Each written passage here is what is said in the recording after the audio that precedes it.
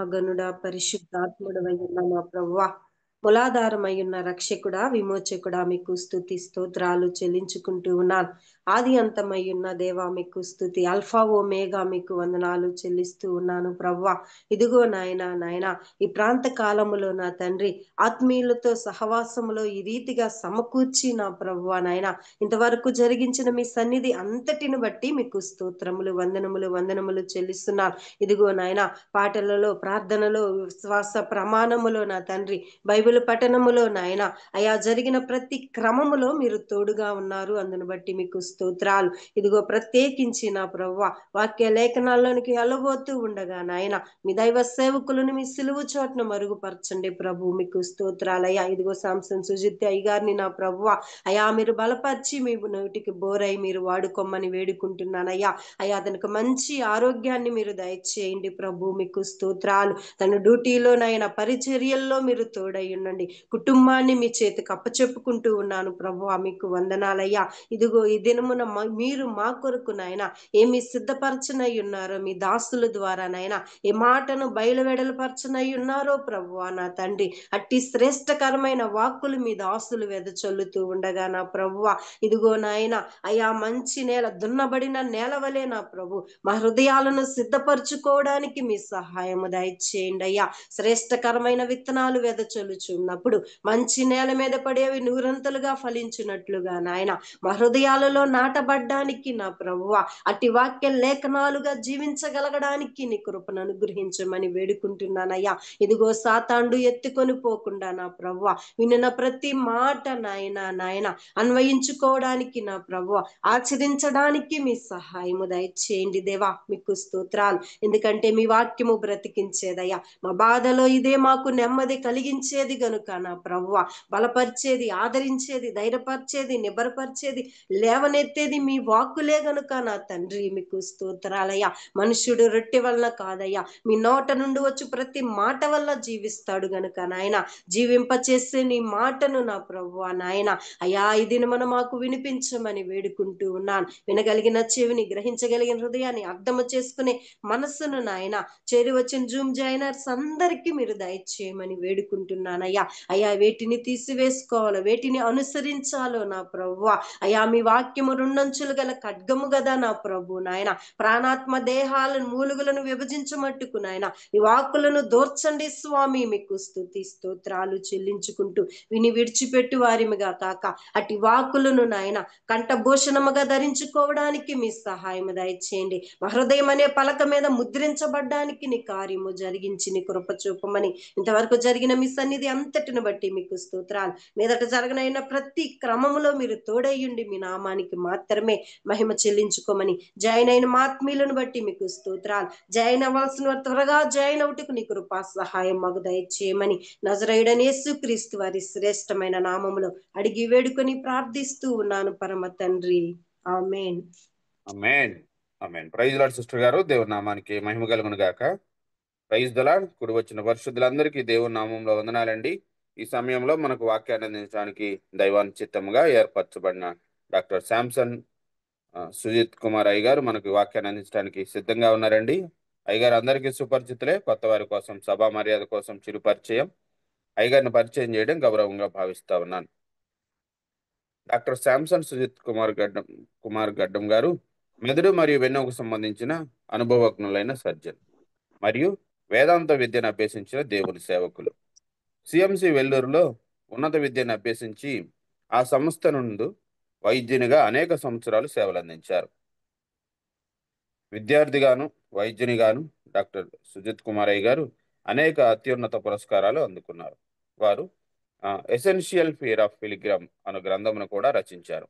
ప్రపంచవ్యాప్తంగా వివిధ ప్రతిష్టాత్మకమైన వైద్య సంస్థల ద్వారా వారు వైద్య సేవలు అందించి ప్రస్తుతం డాక్టర్ శాంసన్ సుజిత్ కుమార్ అయ్య గారు యూనికోపస్ హెల్త్ ఫౌండేషన్ డైరెక్టర్ గాను మరియు youth for truth ministries director గాను సేవలు అందిస్తా ఉన్నారు.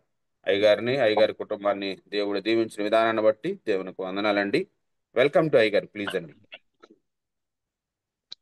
ప్రైజ్ లార్డ్ అయ్యగారు. Praise lord.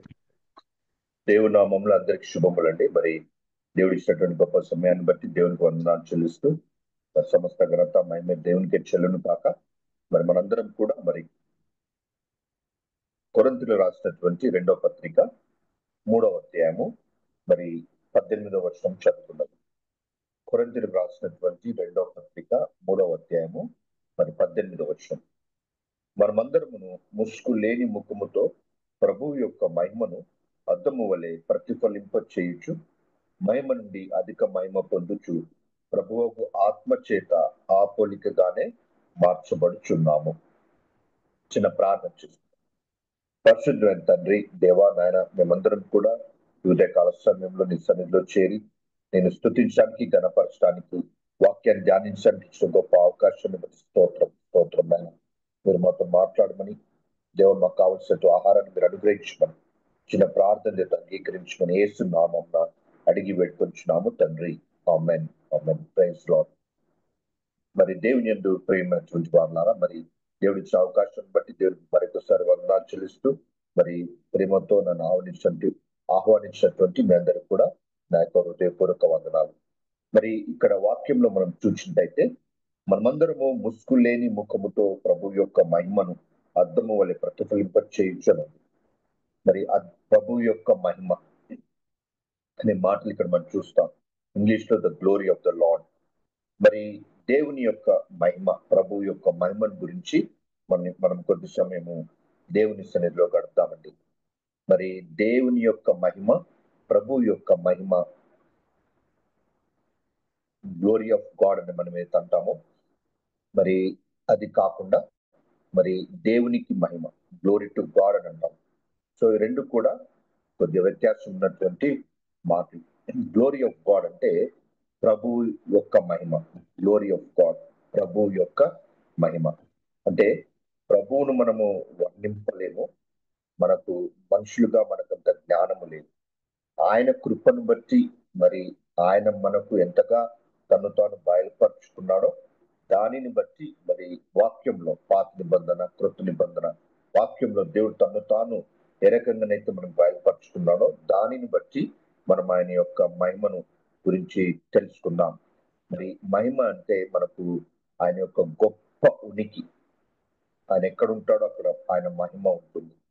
ఆయన శక్తి, ఆయన సంపూర్ణత, మరి తేజస్సు, ఇవన్నీ కలిపితే ఆయన మహిమ అవుతుంది. ఎందుకంటే ఇంగ్లీష్, తెలుగు బైబిల్స్ లో మనం చూసినట్టయితే ఎక్కడైతే గ్లోరీ ఆఫ్ గాడ్ అని ఉందో కొన్ని చోట్ల అది తెలుగులో ట్రాన్స్లేట్ చేసినప్పుడు తేజస్సుగా ట్రాన్స్లేట్ చేయబడింది. అంటే ఆయన ఒక గొప్ప ఉనికి, శక్తి, సంపూర్ణత, తేజస్సు అన్ని కలిపితే ఎలా ఉంటుందో అది దేవుని యొక్క మహిమగా మనం అర్థం చేసుకోవచ్చు. మరి మనము చాలా సార్లు ప్రార్థనలో మన డైలీ యాక్టివిటీస్ లో మనము దేవునికి మహిమ అని చెప్తాం. అది మనం ఎప్పుడు చెప్తామంటే మనకి ఏదైనా మంచి కలిగినప్పుడు, లేకపోతే మన సావాసంలో ఇతర బిలీవర్స్ కలిసినప్పుడు, మన మంచి మాటలు విన్నప్పుడు, మంచి విషయాలు చూచినప్పుడు గ్లోరీ టు గాడ్ అంటాం. అంటే దేవునికి మహిమ చెల్లిస్తాం. అది వేరు. అంటే దేవుని యొక్క మహిమ, దేవుడై ఉన్నాడు కాబట్టి ఆయన ఉనికిని బట్టి ఉన్నటువంటి విషయం. దేవునికి మహిమ మనం ఏదైతే చెల్లిస్తామో అది దేవుడై ఉన్నాడు కాబట్టి ఆయన మహిమను బట్టి మనం ఆయనకు మహిమ చెల్లిస్తున్నాం. అది మనం ఎలా చెల్లిస్తామంటే ఆయన వాక్యాన్ని విని, వాక్యాన్ని వెంబడించడం ద్వారా, వాక్యాన్ని మనము మన జీవితాల్లో అన్వయించుకోవడం ద్వారా, లేక దేవుని యొక్క మాటలు విని యేసయ్యను నమ్మి యేసయ్య మాట చెప్పారో యేసయ్య శిష్యులుగా మనం ఉండాలనుకుంటే, శిష్యత్వంలో మనం ఎదుగుతున్నాం అనుకుంటే శిష్యత్వం ద్వారా దేవుని మనం మహిమపరుస్తూ ఉంటాం. మరి దేవుని సన్నిధిలో మనం ఈరోజు దేవుని యొక్క మహిమ, ప్రభు యొక్క మహిమ, మరి గ్లోరీ ఆఫ్ గాడ్ గురించి కొన్ని మాటలు మనం నేర్చుకుందాం. మరి గ్లోరీ ఆఫ్ గాడ్ అనే దానికి, గ్లోరీ అనే పదం ఏదైతుందో దానికి హీబ్రూ భాషలో షెకీనా అని ఉంటుంది. షెకీనా అనేది హీబ్రూ భాషలో గ్లోరీకి మాట. అయితే షెకీనా అనేది మనం చాలా చోట్ల వింటూ ఉంటాం. ఇది షెకీనా మినిస్ట్రీస్ అని. కొంతమంది వాళ్ళు ఇల్లు కట్టుకున్నప్పుడు ఇంటికి షెకీనా అని పేరు పెడతారు. ఎందుకంటే దేవుని సన్నిధిని గుర్తిస్తుంది కాబట్టి. ఆ యొక్క పదానికి మళ్ళీ గ్రీక్ భాషలో డాక్సా అని ఉంటుంది. ఈ డాక్స్ అనేది మనము చర్చెస్ లో మనము గుడికి వెళ్ళినప్పుడు చర్చ్ ముగించినప్పుడు చివరిలో పలికే మాటలు, చివరిలో చిన్న స్తుతి గీతం ఏదైతే పాడతామో దాన్ని డాక్సాలజీ అంటారు చర్చ్ లో. అంటే అక్కడ దేవుని మహిమ. ఈ రెండు విషయాలు మనం చూసినట్టయితే దేవుని యొక్క మహిమ గురించి మరి హీబ్రూ భాష, గ్రీక్ భాషలో గొప్పగా చెప్పబడి ఉంది. అయితే మనం ఒక పాట వింటూ ఉంటాం, సమీపింపరాని తేజస్సులో వసించు వాడవయ్య. మరి తిమోతికి రాసిన మొదటి పత్రిక 6వ అధ్యాయంలో 16వ వచనంలో చూస్తాం, దేవుడు తను సమీపింపరాని తేజస్సులో నివసించేటటువంటి వాడు. It's glory of God. మనం దాని దగ్గరికి మనం వెళ్ళలేము, కానీ దేవుని కృపను బట్టి ఆయన మనల్ని ప్రేమించి మన కొరకు తన కుమారుని పంపించాడు. అయితే దేవుని యొక్క మహిమను మరి ఆకాశములు ప్రకటిస్తున్నాయని కీర్తనల గ్రంథంలో చూస్తాం. దేవుడు is a God of glory. దేవుడు is a God of glory. మహిమ గల దేవుడు ఉరుము వలె గర్జించున్నాడని ఉంటుంది. కీర్తనల గ్రంథంలో చూసినట్టయితే 29వ అధ్యాయములో అక్కడ మనం చూస్తాం. 29 మూడవ వచనంలో చూసినట్టయితే మహిమ గల దేవుడు ఉరుము వలె గర్జించుచున్నాడు. God of glory. హీబ్రూ భాషలో ఎల్ అకవోద్ అని అంటారు. ఎల్ అకవోద్. అలాంటి దేవుడు ఉరుము వలె గర్జిస్తున్నాడంట. అంటే అంత గొప్పగా ఉంటుంది ఆయన ఉన్నటువంటి ప్రదేశం, ఆయన ఉన్నటువంటి ద ప్రజెన్స్ ఆఫ్ గాడ్. దేవుడు ఎక్కడైతే ఉంటాడో అక్కడ అంత గొప్పగా ఉంటుంది. మరి పాత నిబంధనలో దేవుని యొక్క మహిమ గురించి మనం కొన్ని మాటలు నేర్చుకుందాం. అయితే మోషే గారికి దేవుడు ఇచ్చినటువంటి ఏదైతే ఆజ్ఞలు ఇచ్చాడో, మరి ఆజ్ఞలు గైకొన్నప్పుడు దేవుని చిత్త ప్రకారము, దేవుడు చెప్పినటువంటి పరిమాణాల ప్రకారము దేవుడు గుడారాన్ని నిర్మించమని చెప్తాడు మోషేకి. మరప్పుడు దేవుడు చెప్పినటువంటి మాటలు కొన్ని మనం చూద్దాం. నిర్గమకాండము 25వ అధ్యాయము మరి 21, 22 వచనాలు చూద్దాం. అంటే మోషకు శాస్త్రములు ఇచ్చిన తర్వాత మరి దేవుడు మోషతో మాట్లాడినటువంటి మాటలు గుడారం గురించి. మరి నిర్గమకాండము 25వ అధ్యాయము 21, 22. నేను నీకిచ్చు శాసనములు ఆ మందసములో ఉంచవలెను. అక్కడ నేను నిన్ను కలుసుకొని కరుణాపీఠం మీద నుండి శాసనములు గల మందసము మీద నుండి 2 కెరూబుల మధ్య నుండి నేను ఇశ్రాయేలు నిమిత్తము మీకు ఆజ్ఞాపించు సమస్తమును నీకు తెలియజెప్పెదనని చెప్తున్నారు.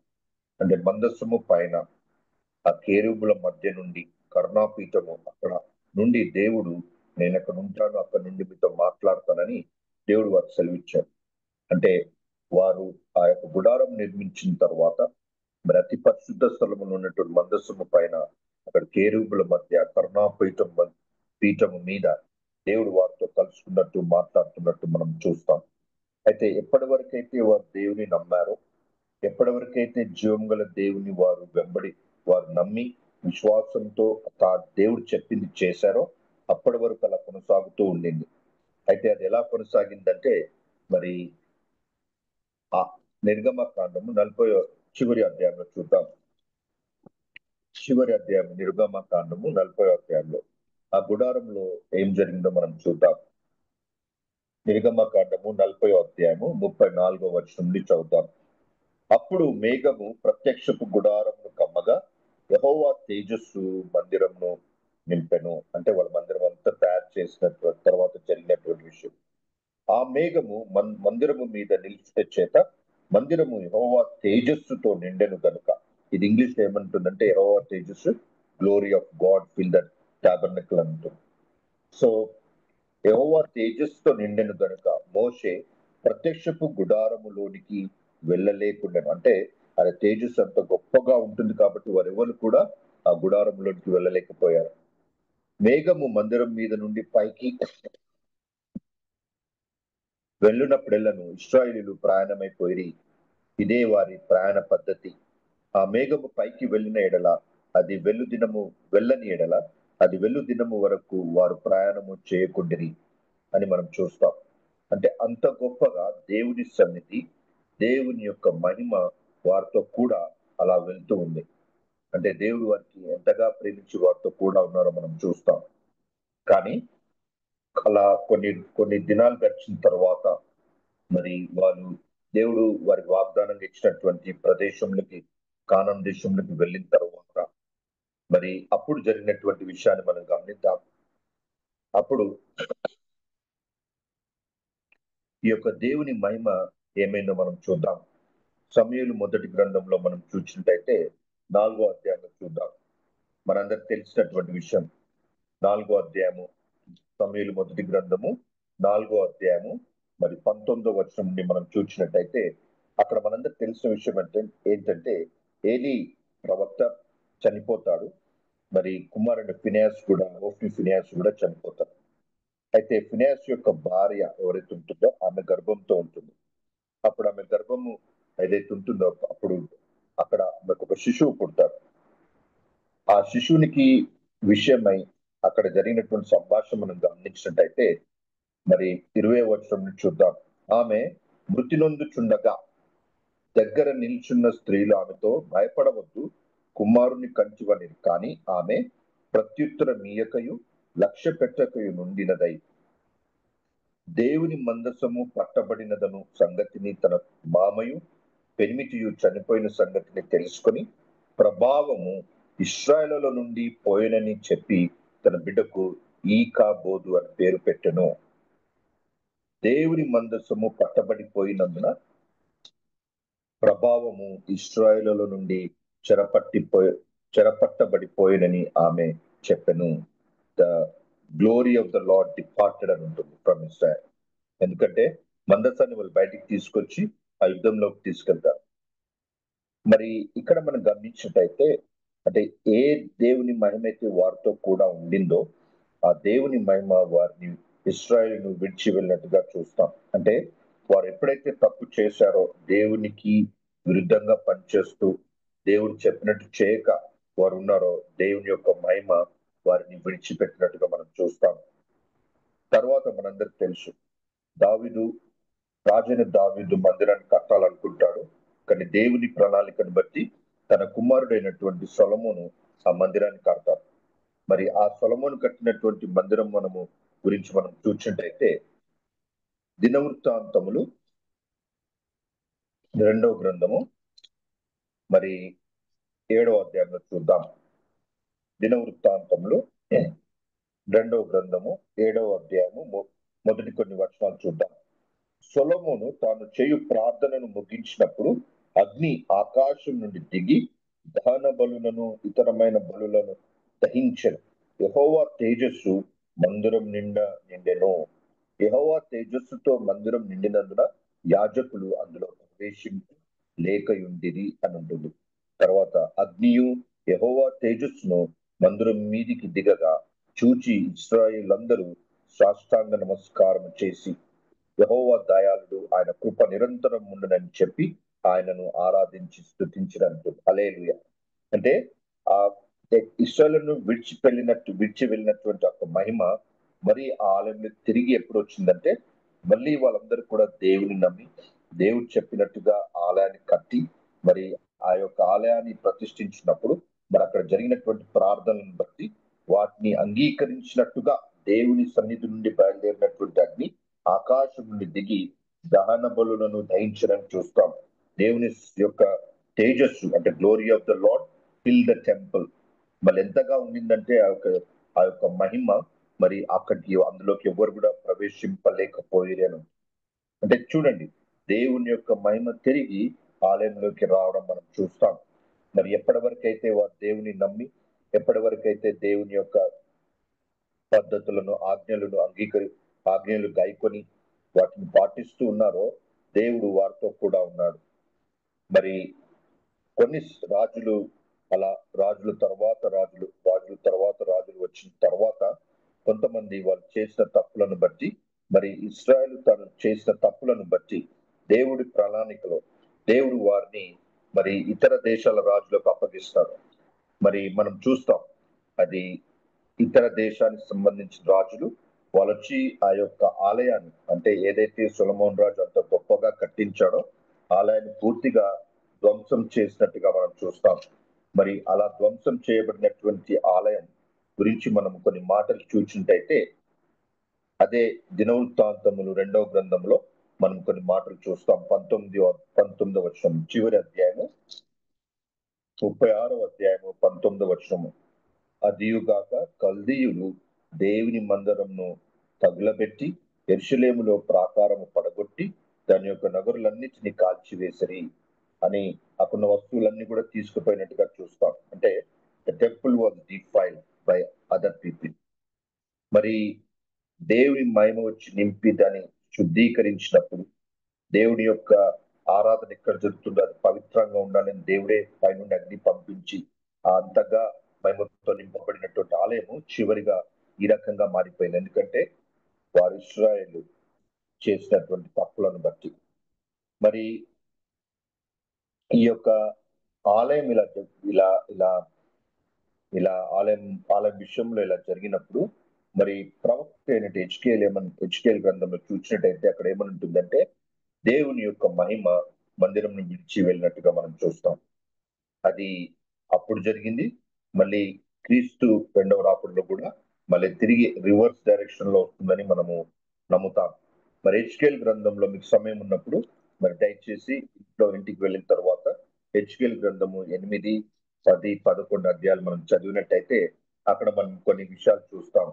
అక్కడ మరి దేవుని యొక్క మహిమ ఏదైతే కేరుబుల మధ్య ఆ యొక్క కర్ణాపీఠం పైన ఉందో అక్కడ ఉన్నటువంటి మహిమ విషయంలో మనం చూసినట్టయితే అక్కడ ఏమని రాయబడి ఉందంటే హెచ్కేల్ గ్రంథము 10వ అధ్యాయము 4వ వచనము చూసినట్టయితే అక్కడ ఏముంటుందంటే యెహోవా మహిమ కేరూబుల పై నుండి ఆరోహణమై మందిరపు గడప దగ్గర దిగి నిలిచెను మరియు మందిరము మేఘముతో నిండెను అంటుంది. అంటే దేవుని యొక్క మహిమ లేచి గడప దగ్గరికి వెళ్ళినట్టుగా.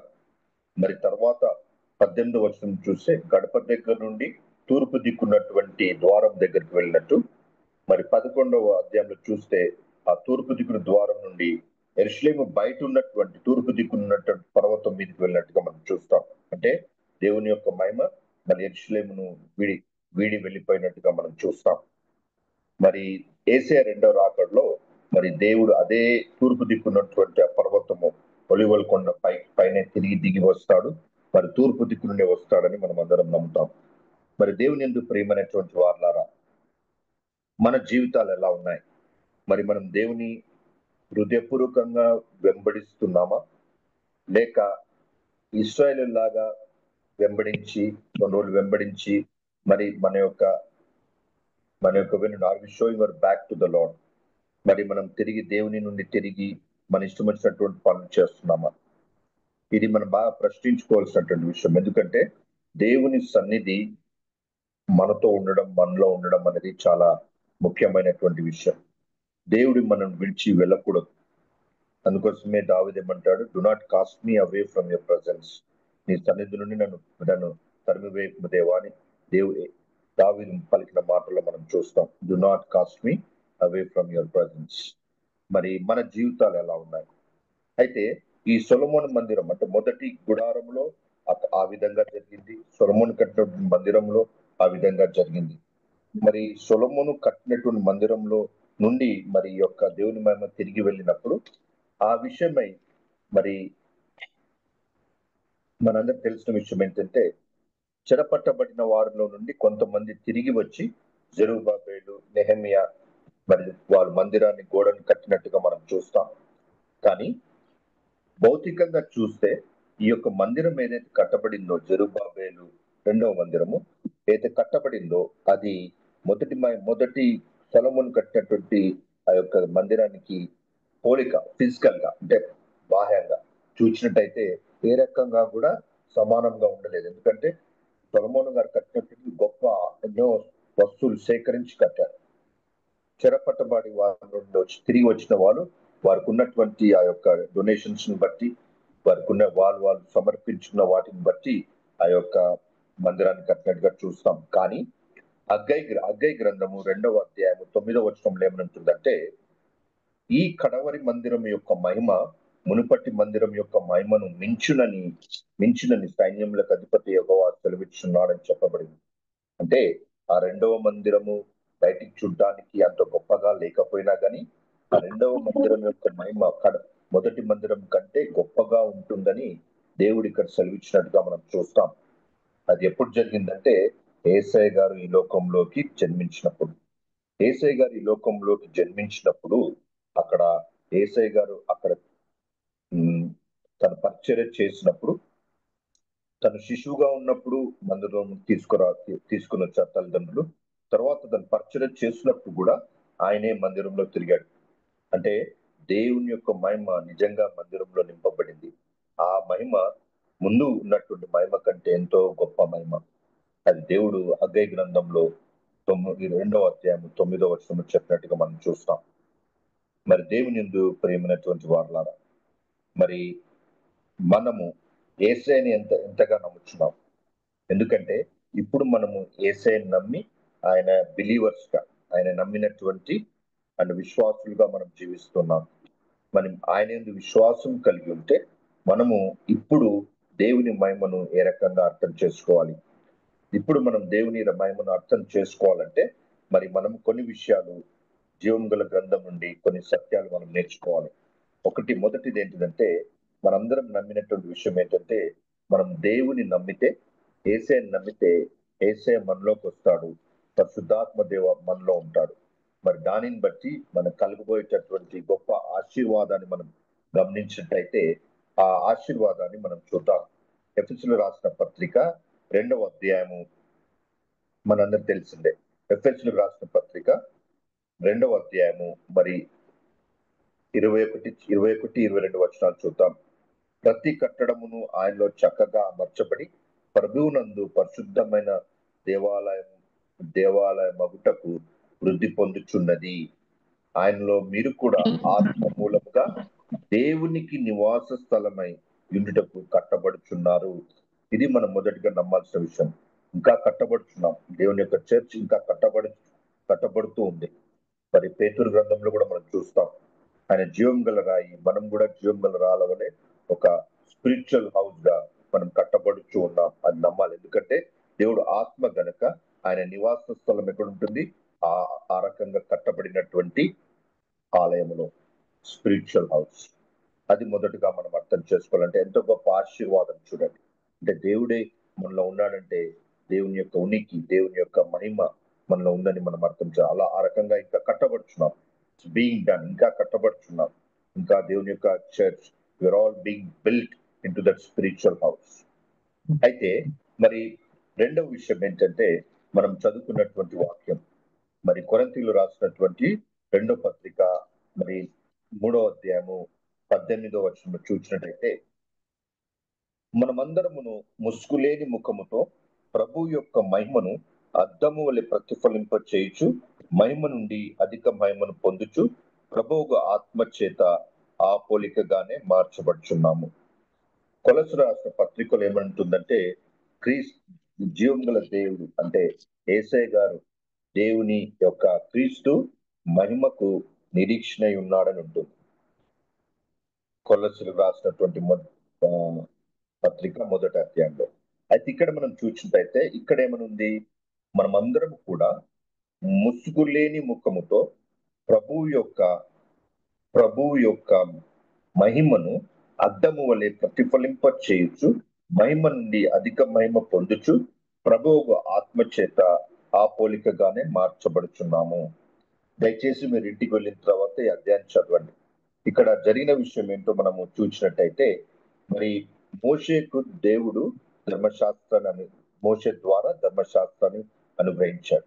మరి ఆ యొక్క ధర్మశాస్త్రాన్ని దేవుడు అటు సినాయి పర్వతం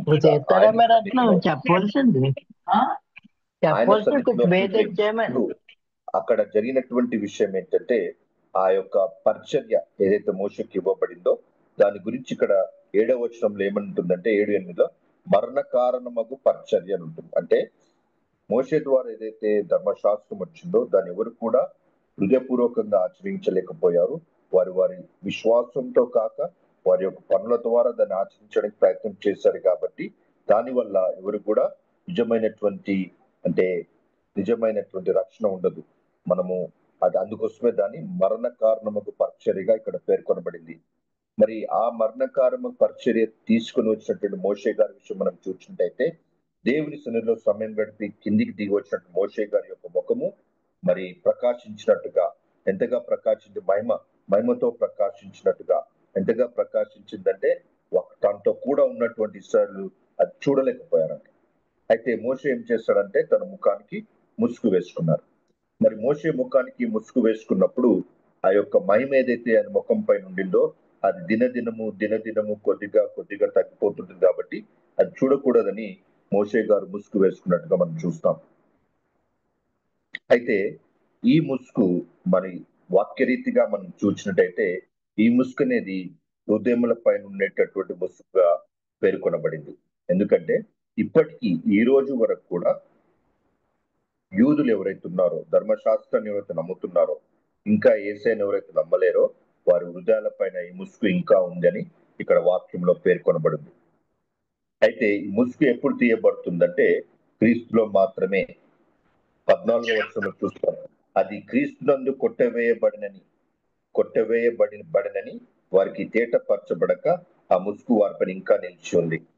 ఆ ముసుగు ఎప్పుడు తీయబడుతుందంటే వారి హృదయము ప్రభువు వైపునకు ఎప్పుడు తిరుగునో అప్పుడు ముసుగు తీసివేయబడును. హల్లెలూయా. అంటే దేవుని యొక్క మనం యేసయ్యను ఎప్పుడైతే సొంత రక్షకునిగా అంగీకరిస్తామో అప్పుడు మన హృదయాల పైన ఉన్నటువంటి ఆ యొక్క ముసుగు ఏదైతే ఉంటుందో తీసివేయబడుతుంది. అప్పుడు మన జీవితాలు అక్కడ ఉన్నటువంటి మాటలను మనం గమనించినట్లయితే చాలా బలమైనటువంటి మాటలు మనం చూస్తాం. ఎప్పుడైతే యేసయ్యను మనం నమ్ముతామో మన ముఖం పైన ఉన్నటువంటి ముసుగు తీసివేయబడుతుంది. మరణ కారణము పరిచర్య నుండి మనం విడుదల పొందుతాం. అప్పుడు జరిగే విషయం ఏంటంటే జీవము ఇచ్చేటటువంటి మరి ఆత్మ పరిచర్య ఏదైతే ఉందో ఆ పరిచర్యలో ఎలా ఉంటుందంటే ఆ ఆత్మదేవుడు జరిగించేటటువంటి కార్యం ఎలా ఉంటుందంటే మనము నేరుగా ముసుగులేని ముఖము కలిగిన వారమై అద్దము వలె దేవుని యొక్క మహిమను ప్రతిఫలింప చేయొచ్చు, మహిమ నుండి అధిక మహిమ పొందుతున్నాం. మోషే విషయం ఏం జరిగింది?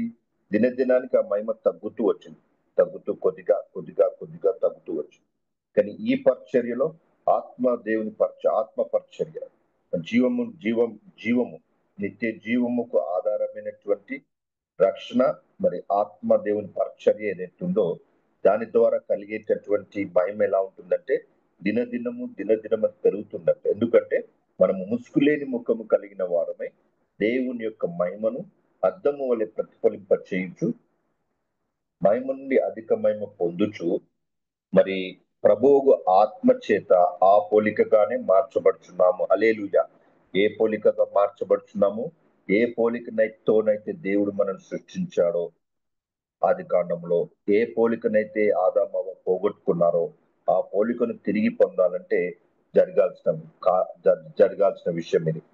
దేవుని యందు ప్రియమైనటువంటి వారలారా, మరి రెండవది మనల్ని మనం ప్రశ్నించుకోవాల్సింది ఏంటంటే మరి మన జీవితాలు ఎలా ఉన్నాయి? ఇంకా మనము జీవము గల దేవుని నమ్మకుండా ఉన్నామా? ఇంకా మన హృదయం పైన మన ముసుగులు ఉన్నాయా? ఇంకా దేవుని యొక్క మహిమను మనం ప్రతిఫలింప చేయలేకపోతున్నామా? ఆర్ బీయింగ్ ట్రాన్స్ఫార్మ్ అంటే beholding the glory of God అని ఉంటుంది ఇంగ్లీష్ లో.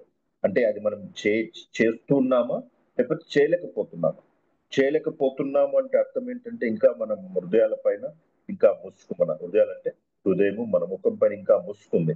ఆ ముసుగు ఏదో ఒక ముసుగు మనని ఆ యొక్క యేసయ్యని పూర్తిగా అంగీకరించలేకుండా ఉన్నాం. మనం యేసయ్యని ఎప్పుడైతే పూర్తిగా హృదయముల మీద ఉన్నటువంటి వారి హృదయము ప్రభువు అయినప్పుడు ఎప్పుడు తిరుగునో అప్పుడు ఆ ముసుగు తీసివేయబడుతుంది. మనము ఇంకా ప్రభు వైపు పూర్తిగా తిరిగి ఉన్నామా లేక ఇంకా లోకరీతిగా ఉంటూ ఇంకా ప్రభువు నుండి దూరంగా ఉన్నామా? ఇది మనము ప్రశ్నించుకోవాల్సినటువంటి విషయం. అయితే మరి ఇంతకుముందు మన మధ్యలో ఉన్నటువంటి సిస్టర్ మంచి పాట పాడారు కదా, ఏదంటే మరి నా ప్రాణమా నాలో నీవు అని. దాంట్లో ఒక వచనాన్ని మనం గమనించినట్టయితే మనం పొందేటటువంటి శ్రమలు అంటే యేసయ్యను మనం నమ్మిన తర్వాత మనం పొందేటటువంటి యొక్క శ్రమలు ఆయన తిరిగి వచ్చినప్పుడు మనం పొందుకోబెట్టేటువంటి మహిమకు పోలిస్తే ఏ రకంగా సరిపోవని మనం చూస్తాం. అంటే అర్థం ఏంటంటే మొదటిగా మనం నమ్మాల్సింది మనం యేసయ్యలో ఉన్నామంటే ఈ ముసుగు తీయబడింది, దేవుని యొక్క మహిమను ప్రతిఫలింప చేయుచున్నామని నమ్మాలి. రెండవ విషయం నమ్మాల్సింది ఏంటంటే మరి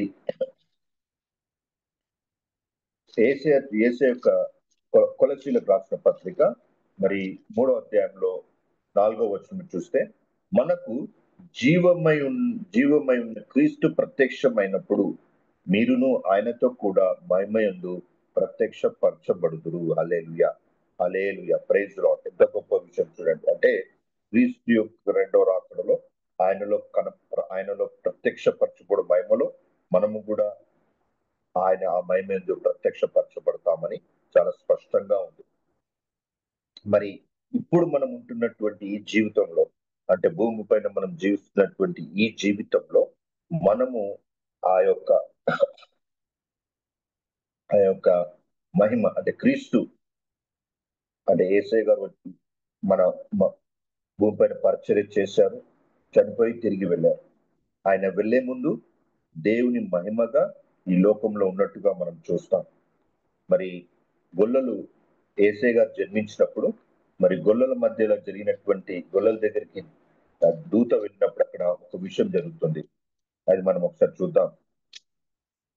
మరి లూకా సువార్త 2వ అధ్యాయము మరి 9వ వచనం. ప్రభువు దూత వారి యుద్ధకు వచ్చి నిలిచెను, ప్రభువు మహిమ వారి చుట్టూ ప్రకాశించినందున. హల్లెలూయా. అంటే ఏ మహిమ అయితే ఆ యొక్క ఇశ్రాయేలును విడిచి వెళ్ళిందో తిరిగి ఆ మహిమ యేసయ్య పుట్టినప్పుడు వచ్చినట్టుగా మనం దేవుని మహిమ మరి వారి చుట్టూ ప్రకాశించినందున అని ఉంటుంది. తర్వాత అదే 2వ అధ్యాయంలో మనకు తెలిసినటువంటి విషయం ఏంటంటే, ఒక సిమియోన్ అనే వ్యక్తి మాట్లాడిన మాటలు చూస్తాం. అంటే శిశువుగా ఉన్నటువంటి యేసయ్యను తల్లిదండ్రులు ఆ యొక్క ఆలయంలోకి తీసుకొని వచ్చినప్పుడు అక్కడ జరిగినటువంటి విషయం ఏంటంటే, ఆ యొక్క ఆలయంలో అక్కడ ఆత్మవశుడై వచ్చినటువంటి సిమియోను గారు మాటలు చూసినట్టయితే ఆయన ఏమంటాడంటే, నీ ప్రజలైన ఇశ్రాయేలుకు మహిమగాను నీవు సకల ప్రజల ఎదుట సిద్ధపరిచిన నీ రక్షణ నేను కన్లారా చూచి తిని అని. హల్లెలూయా. చూడండి ఆ మహిమ తిరిగి ఆలయంలోకి ఎలా వచ్చిందో, రెండవ ఆలయంలో మరి దేవుడు అక్కడ పరిచర్య చేశాడు. మరి ఆ ముగ్గురు శిష్యులతో వెళ్ళినప్పుడు దేవుడు మరి అక్కడ పర్వతం పైన రూపాంతరం చెందినప్పుడు ఆయన తేజస్సు గొప్పగా ఉన్నట్టుగా మనం చూస్తాం.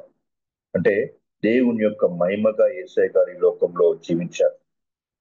హెబ్రీయులకు రాసిన పత్రికలో 1వ అధ్యాయంలో ఉంటుంది దేవుని యొక్క మహిమ అని. దేవుని యొక్క మహిమ, దేవుని యొక్క తేజస్సును యేసయ్య గారు ఎలా ప్రకటించారో అక్కడ ఉంటుంది. హెబ్రీయులకు రాసిన పత్రిక 1వ అధ్యాయము మరి 3-4 వచనాలు. ఆయన దేవుని మహిమ యొక్క తేజస్సును ఉంటుంది, ఆయన తత్వం యొక్క మూర్తిమంతము నై ఉండి, అంటే దేవుని was the radiance of the glory of God. అలాంటి గొప్ప దేవుడు యేసయ్య తాను దేవుని యొక్క మహిమగా ఉంటూ కార్యాలు చేశాడు. మరి ఆయన తిరిగి మన కొరకు చనిపోయి మరి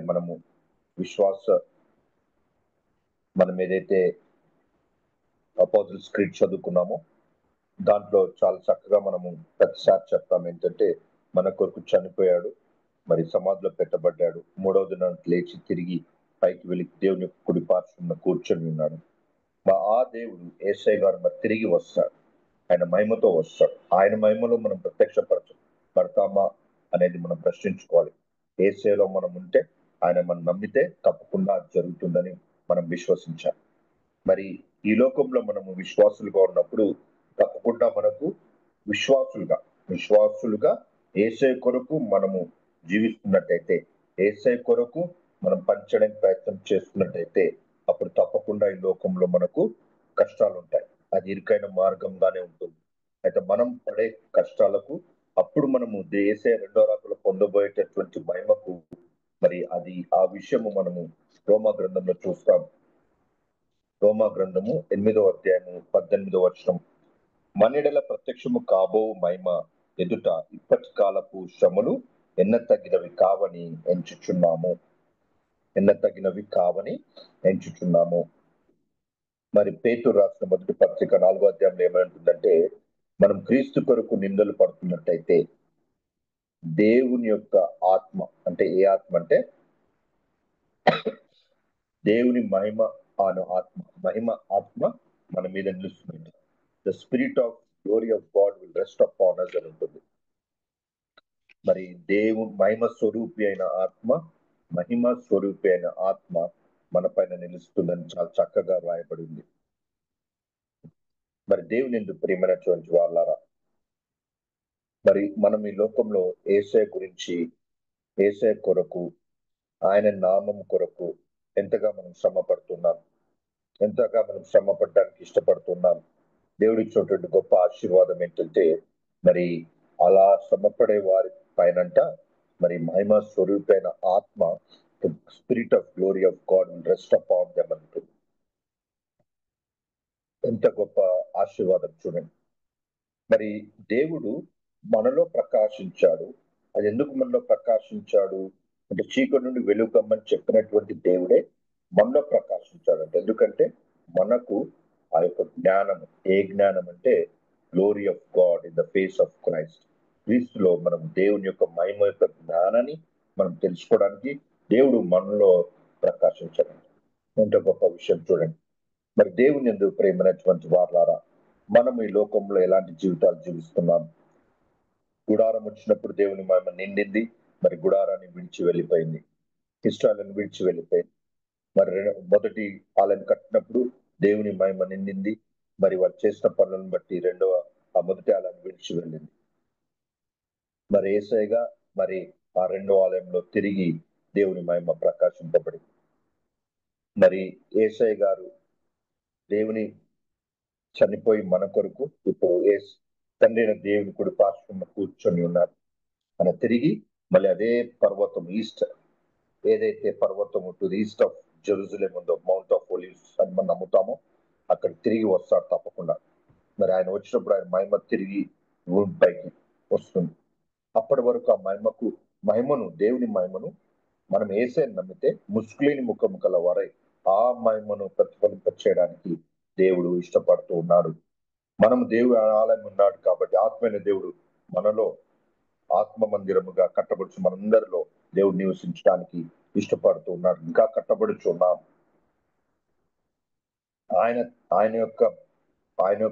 ఆయనే మనలో హృదయాలు ప్రకాశించాడు. ఎందుకంటే ఆయన మహిమకు జ్ఞానాన్ని మనం యేసయ్యలో అర్థం చేసుకోవడానికి. ఎందుకంటే క్రీస్తే మహిమకు నిరీక్షణ అయి ఉన్నాడు. దేవుని యొక్క మహిమ నిత్యమగు మహిమ. ఆయనంట తన నిత్యమైన మహిమకు క్రీస్తునందు మనల్ని పిలిచాడంట. ఎంత గొప్ప విషయం చూడు. అంటే క్రీస్తు వల్ల మనకు కలిగినటువంటి దేవుని మహిమ ఇప్పుడు మనము ప్రకాశింప చేయవచ్చు, ప్రతిఫలింప చేయవచ్చు. ఆయన కష్టపడతా ఉంటే దేవుని మహిమ స్వరూపైన ఆత్మ మన పైన నిలుస్తుందంట.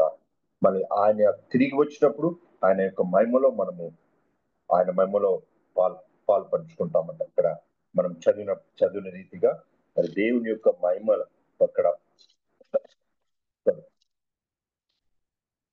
దేవుని యొక్క మహిమ మనము క్రీస్తు ప్రత్యక్షమైనప్పుడు మీరును ఆయనతో కూడా ఆయన యొక్క మహిమ యందు ప్రత్యక్ష పరచబడతాము అని మనం నమ్మాలి.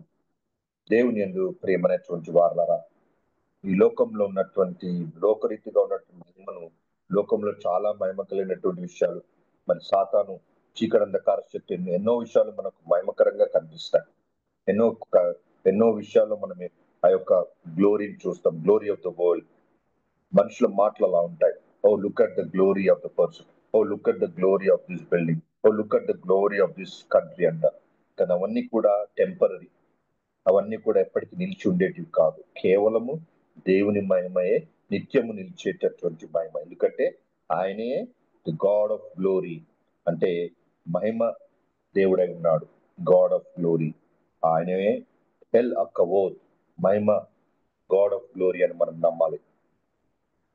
మరి ఇంతగా మనం నమ్మి యేసయ్యలో రెండో రాకడ వచ్చిన తర్వాత, మనకు సమయం లేదు కాబట్టి, మరి రెండో రాకడ వచ్చిన తర్వాత తిరిగి మనము ఏదైతే నూతన యెరూషలేము అని అనుకుంటున్నామో, యేసయ్యతో మనం నిత్యము గడపపోయేటట్టు నిత్యత్వం, ఎటర్నిటీ, నిత్య జీవం ఏదైతే ఉందో, అప్పుడంట దేవుని మహిమయే ప్రకాశిస్తుందంట. అప్పుడు మనం సూర్యుడు చంద్రులు అవసరం లేదంట.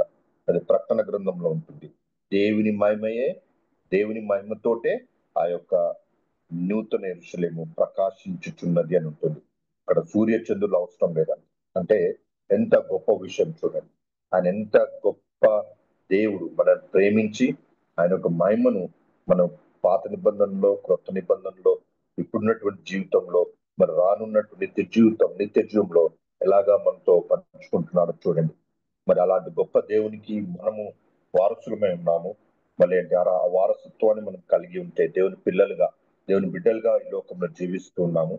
మరి అలాంటి దేవుని బిడ్డలుగా జీవిస్తూ ఉంటే మన జీవితాలు ఎలా ఉన్నాయి? మరి దేవుని యొక్క మహిమను మనం ప్రతిఫలింప చేస్తూ ఉన్నామా? దేవుని యొక్క మహిమ జ్ఞానంలో మనం ఎదుగుతూ ఉన్నామా? మరి మనం పడే కష్టాలను బట్టి ఆయన యొక్క ఆత్మ, మహిమ స్వరూప యొక్క ఆత్మ మన పైన నిలిచిందని మనం నమ్ముచున్నామా? ఆ రకంగా ఉండడానికి మనం ప్రయత్నం చేద్దాం. ఆ రకంగా ఉండడానికి దేవుని కృపను కోరుకుందాం. ఆ రకంగా ఉండాలని మన పిల్లలకు మనం నేర్పిద్దాం. లోకంలో ఉన్నటువంటి మహిమలో కొట్టుకొని పోకుండా దేవుని యొక్క మహిమలో నిలబడే విధంగా, దేవుని యొక్క మహిమలో బయలుపడే విధంగా మన పిల్లలకి మనము జీవం గల వాక్యంలో ఉన్నటువంటి సత్యాన్ని మనం నేర్పిద్దాం. విన్న వాక్యము మరి సిస్టర్ ప్రార్థన చేశారు, చాలా చక్కగా ప్రార్థన చేశారు. వాక్యం ముందు ఆ యొక్క వాక్యము మనకు హృదయమైన పలకల పైన ముద్రింపబడి అవి మనం అన్వయించే విధంగా, ఆచరించే విధంగా ఉండాలని కోరుకుంటూ చిన్న ప్రార్థన చేసి ముగించుకుందాం. పరిశుద్ధుడైన తండ్రి, దేవా, మరి నీ ఉదయకాల సమయంలో దేవా మాకు ఎటువంటి అర్హత లేదు నాయన. మీరు మాకు ఇచ్చే కృపను బట్టి, ఈ యొక్క సంవత్సరం పాల్గొనేటటువంటి అవకాశాన్ని బట్టి దేవా, మరి నీ యొక్క మహిమను అసలు మేము అది మా యొక్క నోటితో వర్ణింపలేము నాయన. అది మీరు ఎంతగా మాకు బయలుపరచారో అంతగానే మేము అర్థం చేసుకోగలము. అంతగానే మేము వాక్యం ద్వారా నేర్చుకోగలం నాయన.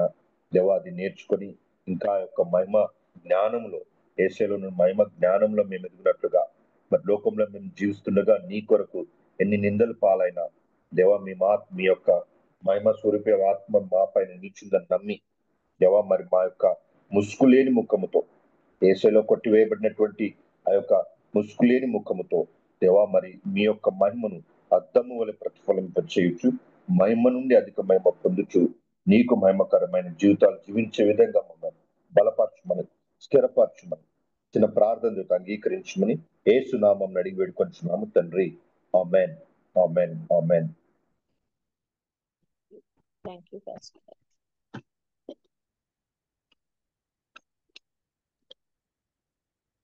Praise lord.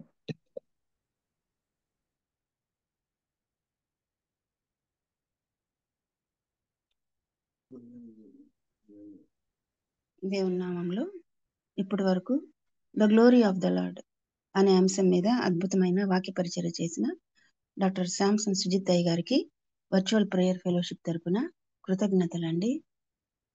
ఈ మెసేజెస్ అన్నీ కూడా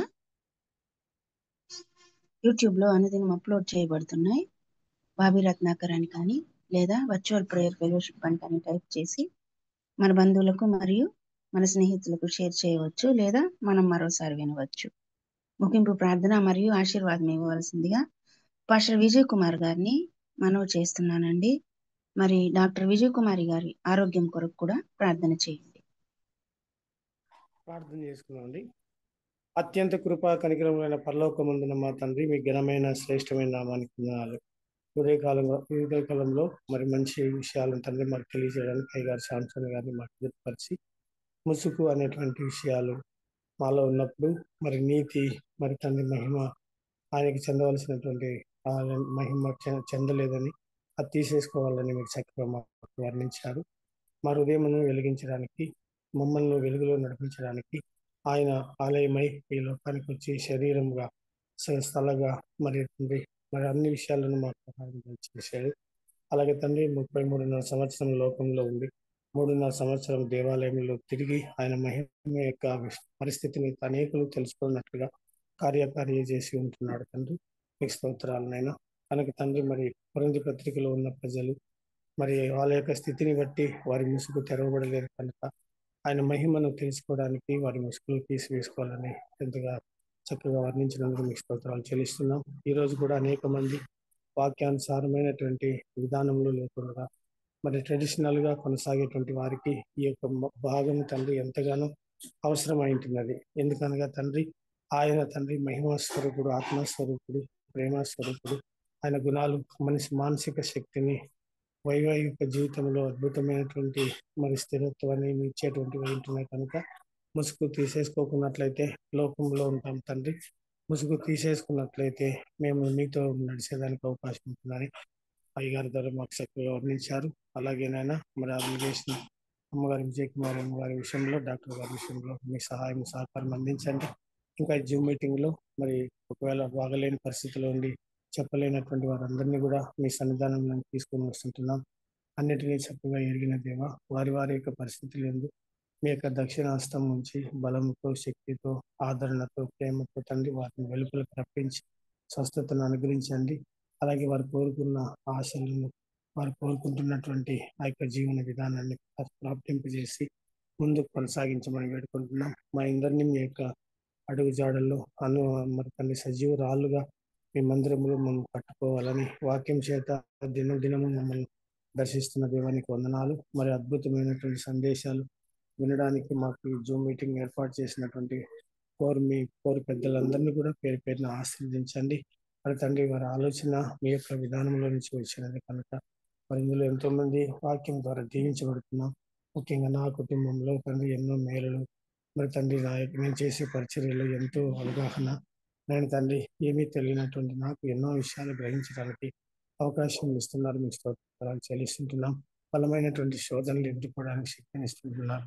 మరి తండ్రి పల్లెటూరు ప్రాంతాల్లో రకరకాలైనటువంటి ఈ విధంగా మనస్తత్వాలు కలిగిన వారు ఉన్నారు అయ్యా. మరి ఈ యొక్క ప్లాట్ఫామ్ లేకుంటే వారిని గుర్తించడమే కష్టమయ్యేది అయినా మరి ఎంతగానో సహాయం చేస్తున్నారు. మీకు స్తోత్రాలు చెల్లిస్తున్నాం అయ్యా. మరి అలాంటి ఒక ఉద్దేశంతో ఈ మరి పెద్దలు చేసి ఉంటుండగా వారి యొక్క పనులు, వారి యొక్క ఉద్దేశాలు, వారి పనులను తను ఇంకెన్నో ఆత్మను ఆదరించడానికి చేస్తున్నటువంటి ప్రయత్నాలను సఫలీకృతం చేసి ఆర్థిక, మానసిక మరియు అన్ని విధాలైనటువంటి అనుకూలాలను తండ్రి వారికి అనుగ్రహించి మనం వేడుకుంటున్నాం. ఉదయకాలం లేచి మా కొరకు ప్రార్థన చేస్తున్నటువంటి ప్రార్థన వీరులను పేరు పేరున తండ్రి ఆశీర్వదించండి. వారి ప్రార్థన మా జీవితాలలో అనేక శోధనలు తప్పిస్తున్నాయి, మెలుకునిస్తుంది, ఆదరణ ఇస్తున్నది. మనం ఎక్కడికి వెళ్తున్నా కాపాడుతున్నది. అందుకు విషయమై వారి విషయంలో తండ్రి మిమ్మల్ని బట్టి కొత్తగా తెలియజేసుకుంటున్నాం. వారికి కూడా తండ్రి మానసిక, శారీరక బలము అవసరాలు తీర్చమని వేడుకుంటున్నాం తండ్రి. ఈరోజు ఇందులో పాల్గొని పాటలు పాడి ప్రార్థన నడిపిస్తున్నటువంటి నడిపింపులో ఉన్నటువంటి ముగ్గురు తండ్రి ప్రధానమైన జాన్సన్ గారిని, అలాగే ప్రవీ గారు, అలాగే ఝాన్సీ గారిని, అలాగే మరి స్వరూప్ గారిని, ఇంకా అనేక మంది ఈ బాధ్యతను వహించిన ఆయన ఉదయాన్నే లేచి అనేక ఆత్మలకు ఆదరణ కలిగించడానికి సిద్ధపడి ఉంటుండగా వారిని కూడా కనికరించి వారికి ఉన్నటువంటి పరిస్థితుల్లో ఎంతో అనుకూలతను దయచేయమని వేడుకుంటున్నాం. ఈ విధంగా మేము తండ్రి సమైక్యత కలిగి, సమిష్టి కలిగి, సమాధానం కలిగించేటువంటి ఆత్మ చేత మరి ఐక్యతను, బంధం కలిగి మరి చక్కగా ముందుకు కొనసాగిపోయి ఒకరికొకరు ఆప్యాయతగా, అన్యోన్యతగా కొనసాగడానికి మీరు ఇచ్చినటువంటి స్థితికి స్తోత్రాలు చెల్లించుకుంటూ ఇంత భాగ్యం ఇచ్చిన మీకు కోటాను కోట్లు వందన సమర్పణ తెలియజేసుకుంటూ ఈ దీన ప్రార్థన మా ప్రభు, మా రక్షకుడు, మీ ప్రియకుమారుడైన యేసు క్రీస్తు అతి శ్రేష్టమైన నామంలో అడిగినవన్నీ పొందుకుంటున్నాము తండ్రి. ఆమేన్. ఆమేన్. పరలోక ప్రార్థన చేసుకున్నామండి. పరలోకమందున్న మా తండ్రి, ఈ నామం చిత్తం పరలోకమందులగా కావాల్సిన అనుదిన చేయము. వారిలో ప్రార్థన వారిని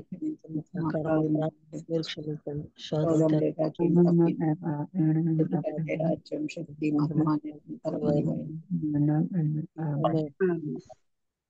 మన తండ్రి అయిన దేవుని ప్రేమ, ప్రభువైన యేసుక్రీస్తు కృప, పరిశుద్ధాత్మ యొక్క అన్యోన్యత సహవాసం చేరి వచ్చిన మనందరి మీదను, ఈరోజు వాక్య పరిచయను ఖండించిన అయ్యగారి మీదను, అలాగే ఈ యొక్క సిద్ధపాటు చేసి ఇంకొక బ్యాగ్ తీసుకో, ఇవి ఆశీర్వదించి మనల్ని కనికరించి సమాధానంతో నింపునుగాక. ప్రైజ్ లార్డ్ గారు. ముగింపు ప్రార్థన మరియు ఆశీర్వాదం ఇచ్చిన పాస్టర్ విజయ్ కుమార్ గారికి, వాక్య పరిచర్య చేసిన డాక్టర్ శాంసన్ సుజిత్ అయ్య గారికి, టెక్నికల్ సపోర్ట్ ఇచ్చిన యవన బిడ్డ జాన్సన్ కు, కోర్ కమిటీ మెంబర్స్ కు మరియు కూడి వచ్చిన విశ్వాసులైన పరిశుద్ధులందరికీ వర్చువల్ ప్రేయర్ ఫెలోషిప్ తరపున కృతజ్ఞతలండి. ప్రభు చిత్తమైతే రేపటి దినాన తిరిగి కలుసుకుందాం. అంతవరకు సెలవు తీసుకుందాం. ప్రభు నామలందరికీ వందనాలండి. ప్రైజ్ లార్డ్ అయ్య గారు. Praise lord. థ్యాంక్ యూ అమ్మ. ప్రైజ్ లార్డ్ అయ్య గారు.